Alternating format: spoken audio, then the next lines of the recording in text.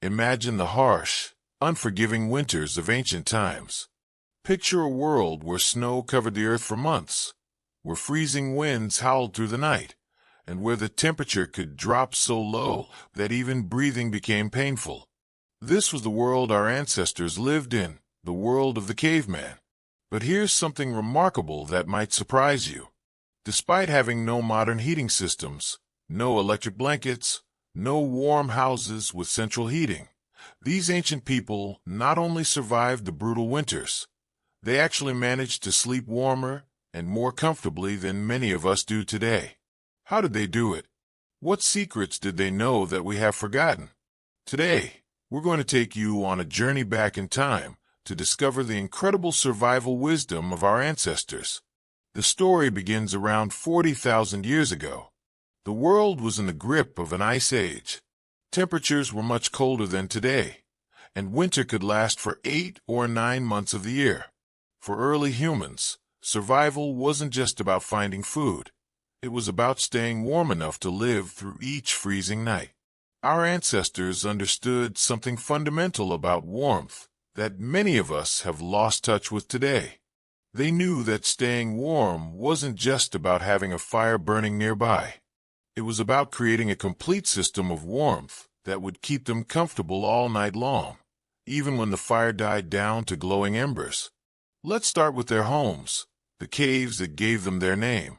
These weren't just random holes in rocks. Cavemen were incredibly smart about choosing the right caves. They looked for caves that faced away from the prevailing winter winds. They preferred caves that were deep enough to trap warm air, but not so deep that they became damp and cold. The entrance of the cave was crucial. They would often build a wall of stones or hang animal skins across part of the opening, creating a wind barrier while still allowing smoke from their fires to escape. This simple technique could raise the temperature inside the cave by 10 or 15 degrees. But the real genius was in how they prepared their sleeping areas. First, they would clear the cave floor completely, removing every stone, every twig, every piece of debris. Then came something brilliant. They would dig shallow depressions in the ground, creating natural sleeping hollows that would cradle their bodies and trap warm air around them. Next, they would line these sleeping hollows with dried grass, moss, and leaves. But not just any grass or leaves. They knew exactly which plants held warmth best. Pine needles were especially prized because they stayed dry and created tiny air pockets that trapped heat. Cedar bark, when available, was even better because it naturally repelled insects and had a pleasant, calming smell. On top of this natural mattress, they would place layer after layer of animal furs. But here's where their wisdom really shows. They didn't just throw furs down randomly. They had a specific system. The bottom layer was always made from the densest, warmest furs, bear fur when they could get it, or thick buffalo hides. These provided insulation from the cold ground. The middle layers were made from softer furs like deer or elk hide, creating cushioning and additional warmth. The top layer was the most important of all. It had to be both warm and waterproof. Wool fur was perfect because it naturally repelled moisture and stayed warm even when slightly damp from breath or body moisture. But they didn't stop there. Cavemen discovered something that modern science has only recently understood: the power of shared body heat. Families didn't sleep separately like we often do today. Parents, children, grandparents, everyone slept close together in a group. This wasn't just for emotional comfort, though that was important too. It was a survival strategy. When people sleep close together, their combined body heat creates a warm microclimate.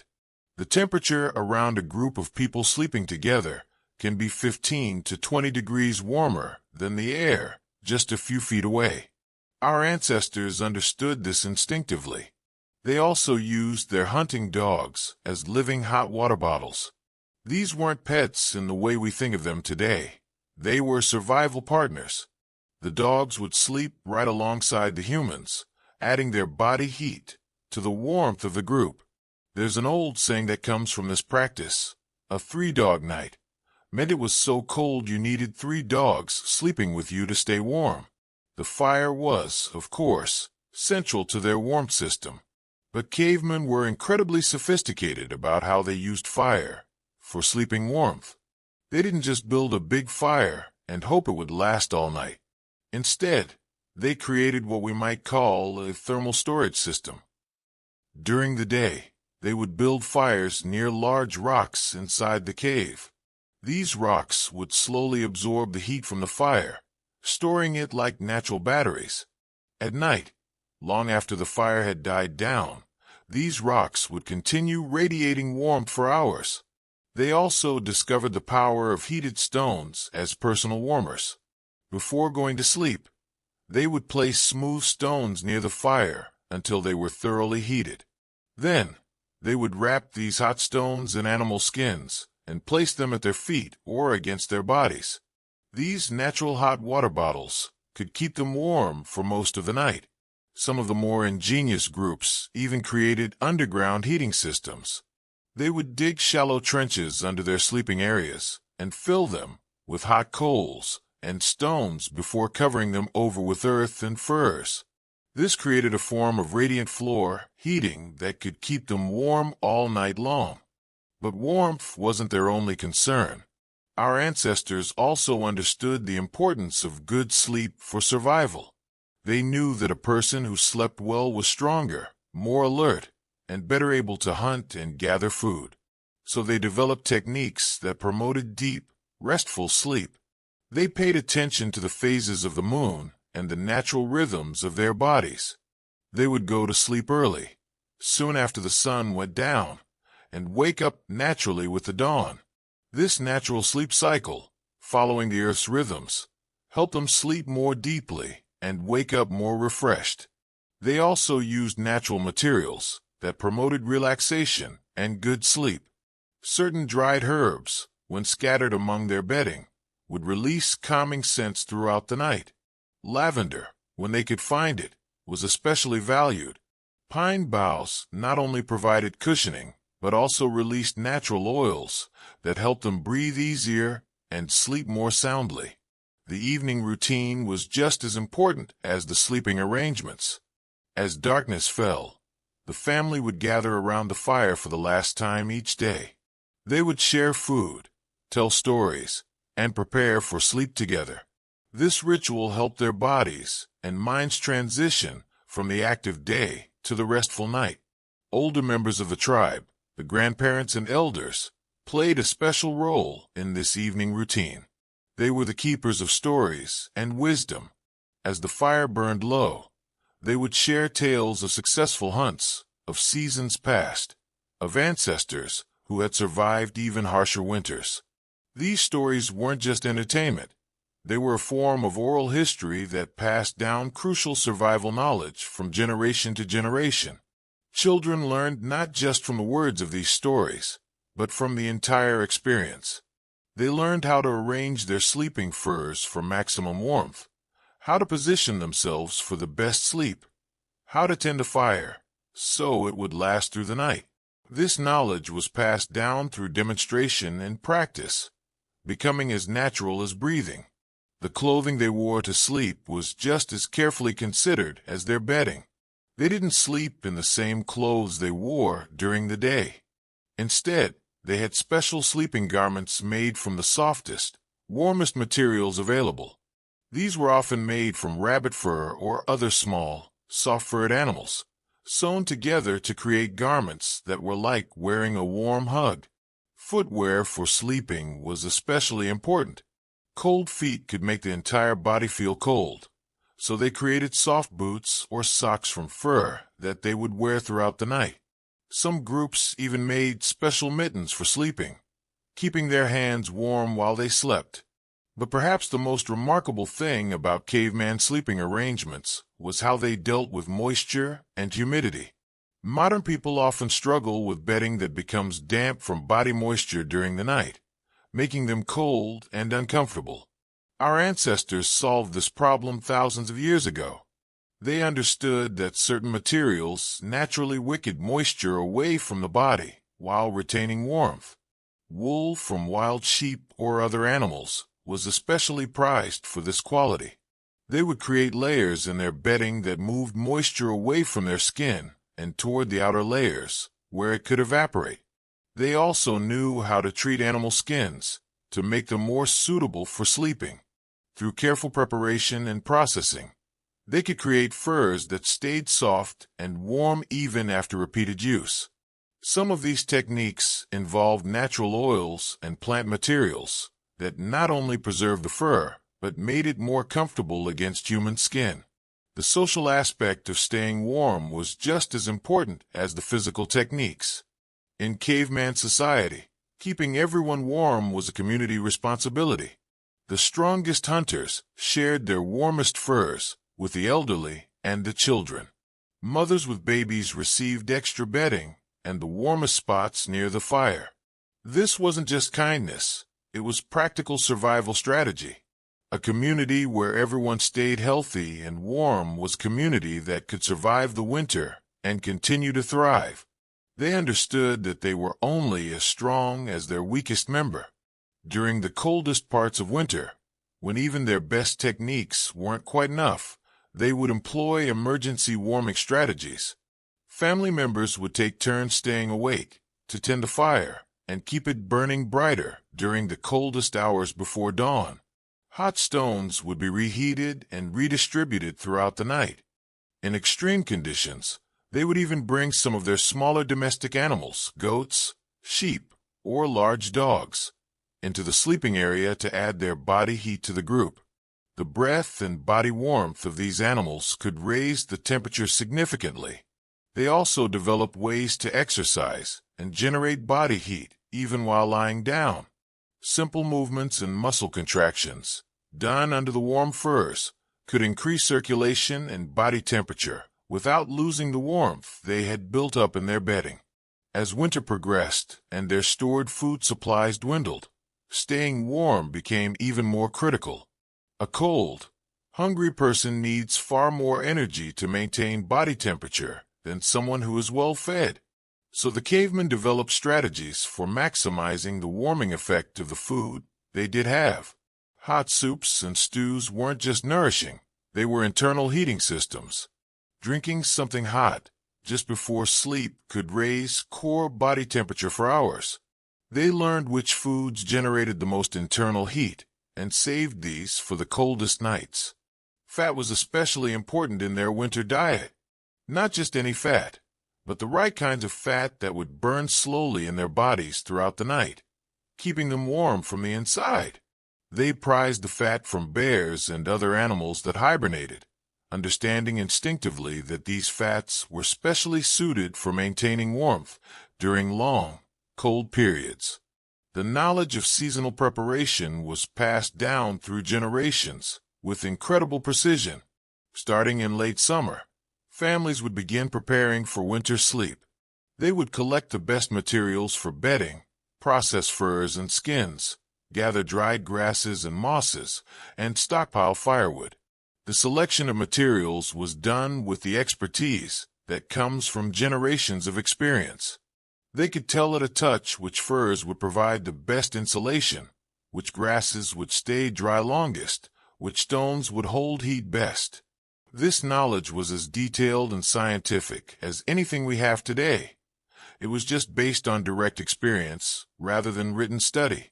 Young people in the tribe would spend the autumn months learning these skills. They would practice building sleeping areas, learn to identify the best materials, and understand how to read the signs that indicated how harsh the coming winter would be. This education was literally a matter of life and death. The timing of when to implement different warming strategies was crucial. Too early, and they would waste precious materials and energy. Too late, and they might not be able to gather what they needed. They developed a calendar based on natural signs, the behavior of animals, the changing of leaves, the direction of winds, that told them exactly when to begin their winter preparations. As the centuries passed, these techniques were refined and improved. Each generation added their own discoveries to the accumulated wisdom. A family might discover that a certain arrangement of stones worked better for their particular cave, or that a specific type of grass stayed warmer longer in their region. This knowledge wasn't just practical, it was deeply spiritual and emotional as well. The evening routine of preparing for sleep was a time of gratitude and reflection. Families would express thanks for their warm shelter, for the animals whose fur kept them warm, for the fire that sustained their life. Children would learn not just the techniques of staying warm, but the attitudes and values that made survival possible. They learned patience, understanding that warmth took time and preparation to achieve. They learned cooperation, knowing that everyone had to work together for the community to survive. They learned respect for nature and the animals that provided for their needs. The stories told around the evening fire often centered on themes of survival and perseverance. Heroes in these tales weren't warriors who conquered enemies. They were wise ancestors who found new ways to stay warm, who discovered better materials for bedding, who led their people through particularly harsh winters. These stories served multiple purposes. They entertained during the long, dark hours of winter evenings. They preserved important survival knowledge. They built community bonds and shared values. And they gave people hope and courage to face the challenges of each new day. The medical knowledge embedded in these sleeping practices was remarkable. Our ancestors understood that cold stress could weaken the immune system and make people more susceptible to disease. Their warm sleeping arrangements weren't just about comfort, they were preventive medicine. They knew which sleeping positions promoted better breathing and circulation. They understood that certain people, the very young, the very old, the pregnant, needed extra warmth and protection. They had natural remedies for the aches and pains that could come from sleeping on hard surfaces in cold conditions. The psychological benefits of their sleeping arrangements were just as important as the physical ones. Sleeping close together as a family or community created bonds of trust and security. Children felt safe and protected. Adults shared the responsibility and stress of survival. The warmth itself had psychological effects. A person who is comfortably warm sleeps better, thinks more clearly, and has more emotional resilience. The caveman sleeping arrangements weren't just keeping their bodies warm, they were protecting their mental health as well. As seasons changed and winter gave way to spring, the sleeping arrangements would gradually change too. Furs would be cleaned and stored for the next winter. Bedding materials would be replaced with lighter, cooler options. But the knowledge and skills developed during the winter months would remain, ready to be used when the cold returned. The spring cleaning wasn't just about hygiene. It was about maintenance and preparation. Furs would be checked for damage and repaired. New materials would be identified and collected for the next year. The cave itself would be cleaned and any necessary improvements made to the sleeping areas. This cycle of preparation, use, and maintenance created a rhythm of life that was deeply connected to the natural world. People lived in harmony with the seasons, understanding their place in the larger cycle of nature.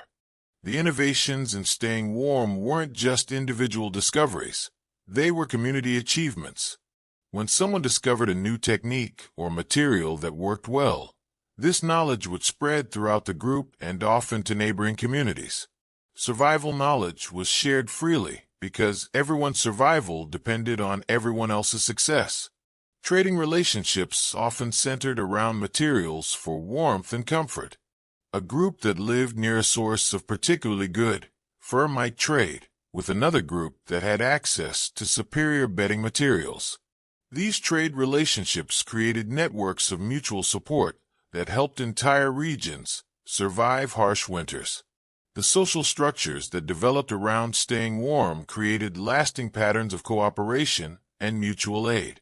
The values of sharing, caring for the vulnerable, and working together for the common good, values that we still admire today, were forged in those cold caves where survival depended on community. But what happened to all this wisdom? Why don't we still use these techniques today? The answer lies in the gradual changes in how humans lived as agriculture developed and people began living in permanent settlements.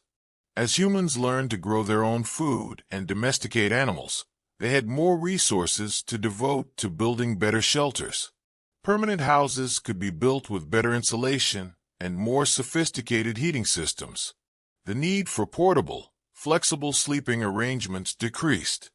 The development of weaving and textile production meant that people could create blankets and clothing that were warmer and more comfortable than fur. Metal tools made it easier to build and maintain fires. All of these advances made life easier and more comfortable. But something was lost in the process: the deep, intimate knowledge of natural materials and their properties. The understanding of how the human body responds to cold, and how to work with these responses rather than against them. The social bonds that were forged through shared survival challenges. Modern research is now rediscovering many of the principles that our ancestors knew instinctively. Scientists studying sleep and thermal comfort are finding that many traditional practices were based on sound physiological principles. The idea of sleeping close together for warmth, the use of natural materials that breathe and wick moisture, the importance of gradual temperature changes rather than sudden heating. All of these concepts are being validated by modern research. Some outdoor enthusiasts and survival experts are reviving these ancient techniques. Wilderness schools teach people how to create warm sleeping arrangements using natural materials. Military survival training includes lessons based on traditional knowledge. Even some modern bedroom designs incorporate principles learned from studying traditional sleeping practices. The emotional and social aspects of traditional sleeping arrangements are also being reconsidered. Family sleep researchers are studying how sleeping arrangements affect family bonding and child development. Some families are choosing to return to more traditional arrangements, at least occasionally, to strengthen family ties and create shared experiences. But we don't need to return to cave living to benefit from the wisdom of our ancestors. We can apply their principles in our modern lives.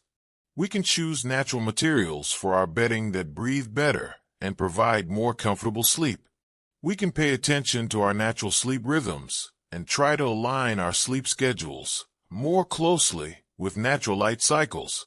We can create bedtime routines that help us transition peacefully from day to night, just as our ancestors did around their fires. We can appreciate the value of sleeping close to loved ones, sharing warmth and comfort. We can learn to use natural methods of staying warm that are healthier and more sustainable than always relying on artificial heating. Perhaps most importantly, we can learn from their attitudes toward survival and community. The caveman's approach to staying warm was never just about individual comfort. It was about ensuring that everyone in the community was taken care of. The strongest helped the weakest. Knowledge was shared freely. Everyone worked together for the common good.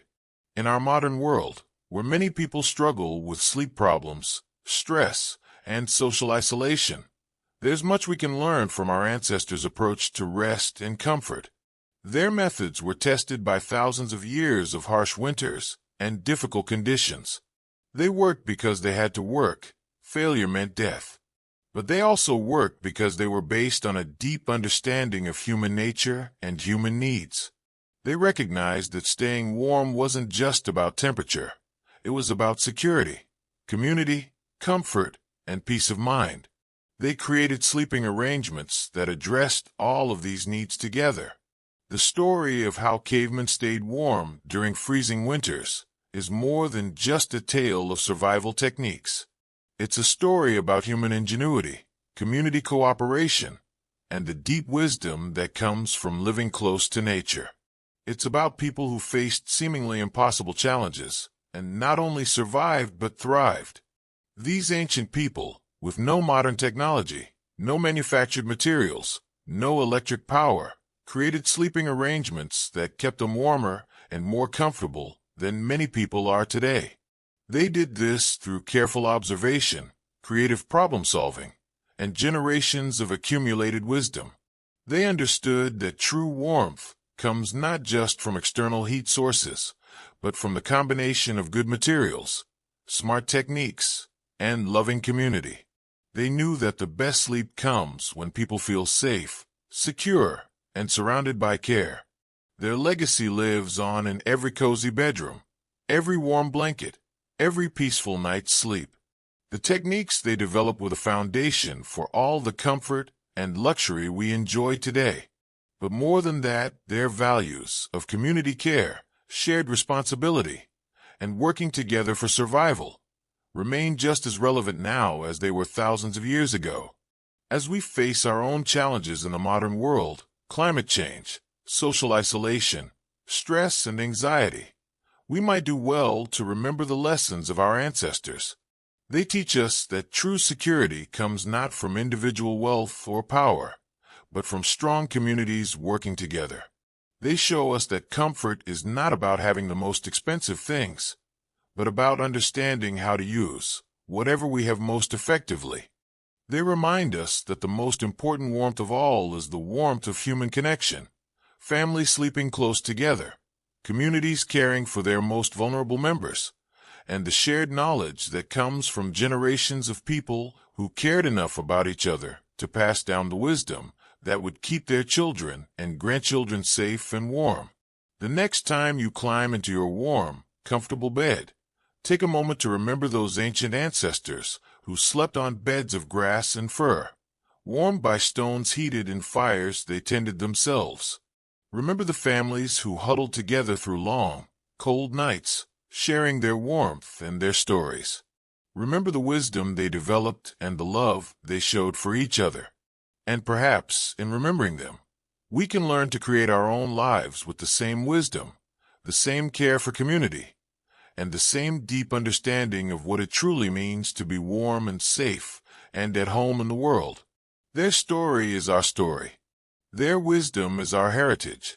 Their love for their families and communities is the foundation upon which all human comfort and security is built.